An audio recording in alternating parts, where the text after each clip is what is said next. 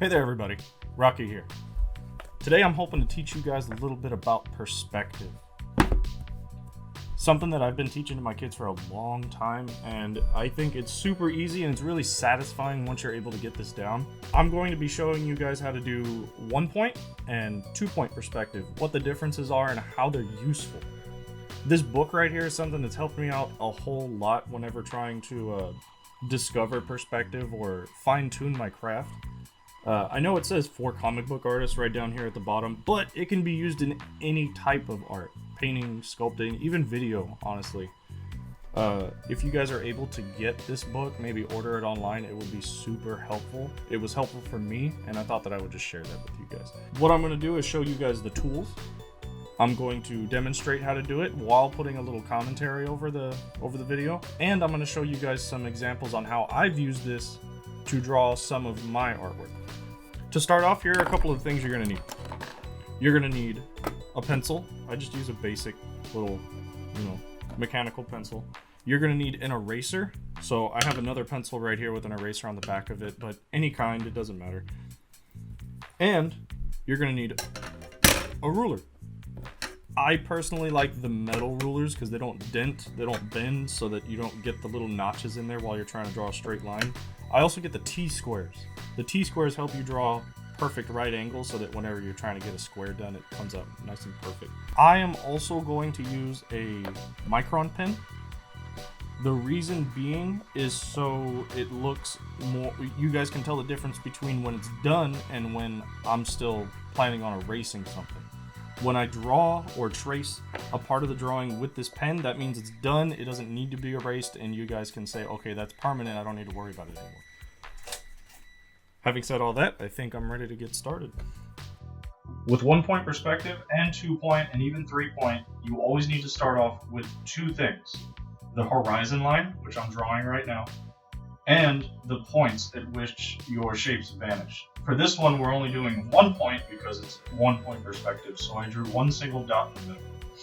My next step is to add a couple different varying shapes within the drawing so that I can show you guys how to make each of these shapes vanish despite what kind of shape that you have on the paper. What I'm doing right here is I'm taking each corner of this square and I'm drawing a line using my ruler to make it attached to that dot. That fourth line I drew was going through the square, so I needed to erase it because we're not trying to draw a translucent or glass square, we're trying to draw a solid one. After that, I chopped the square so that I didn't have it vanishing forever, and then I darkened the lines that I wanted to keep to create a cube. Now for this one, I'm showing an example of what it looks like to have it vanish all the way to that dot without cutting. So it ends up making it look like a really tall building or some sort of science fiction shape jumping into hyperspace or something. I do the same thing with the circle, making it vanish forever, but then I show you what it looks like to cut it afterwards just to show the difference. I'm also adding in some shading to each of the shapes just to demonstrate exactly where the shape is in the space that we're creating. Some of the more complicated ones, like the circle and the star, I know people have a hard time understanding where the corners need to attach to the dot, and that's one thing that I wanted to demonstrate in this video, is exactly which corners and which points and edges need to move to that vanishing point and which ones need to be omitted.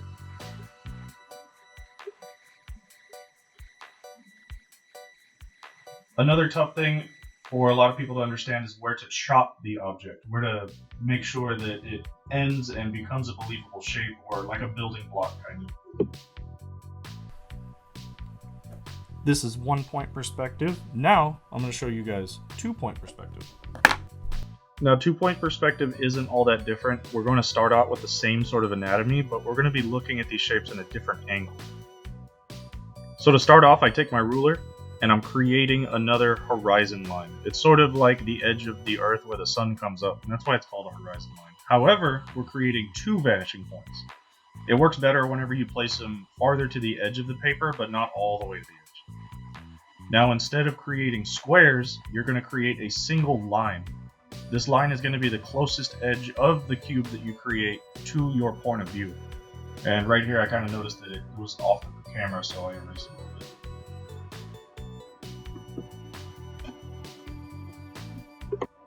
My next step is to take the top and bottom of each of these lines and have those vanish into the vanishing point. Now, to make sure that it doesn't look like it's just disappearing forever, you're going to need to chop it.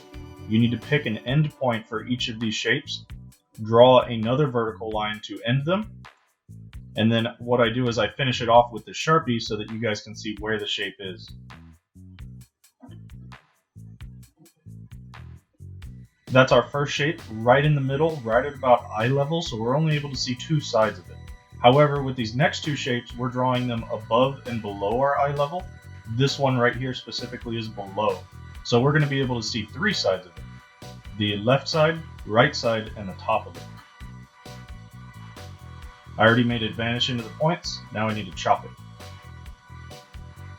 And those places where you chop the shape, they aren't really measured or anywhere specific. I'm just kind of choosing where I want my shape to end. There's no real formula to it, you just sort of pick a spot and it could be as large or small as you want. But right there, you're only seeing the left and right side, just like our first one. But we take the bottom of those two shapes and we make those vanish by crisscrossing the lines. And then we outline the two lines of the cube to create a solid cube. Now, for the sake of making sure everyone understands this from every angle, I'm going to also draw one from above eye level. I've drawn my vertical line, I'm making it vanish into the vanishing point. I have to make sure I chop it, just like the first one. I decide to outline the two shapes, just so we don't get lost within the drawing with a bunch of lines everywhere. Then, for the bottom of the cube, the missing section, we need to crisscross those lines to create the last face of this cube. This technique helps you build believable objects in believable space.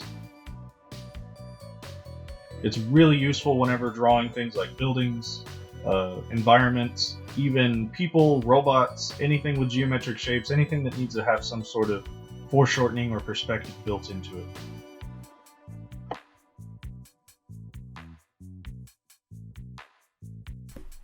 And that's my lesson on two-point perspective. This sort of thing can be really useful whenever drawing things like buildings, houses, rooms, a lot of architectural things. I actually have an example right over here. This is something I did in a comic book that I'm working on right now. It is a large cityscape that I created using many different types of perspective, 1, 2, and 3 point. And you can even go as far as 4 or 5 point. They don't all connect into the same image or same object, but they, integrate many different kinds of buildings, walls, things that are built alongside of each other that go into different places in different ways. But if you guys want to be able to draw things like this, you're going to need to practice things like this. These sort of objects are what we use to translate into buildings. Creating doors, windows, gutters, windowsills, doorknobs, everything. You can even use it to make a car, a bus of some kind. They may just look like simple little squares, but with a little imagination you can turn it into anything you want. You can even make your name out of 3D letters, and maybe I'll post a picture of that later. But I hope you guys liked it. I hope you learned a little something, and as always, thanks for watching.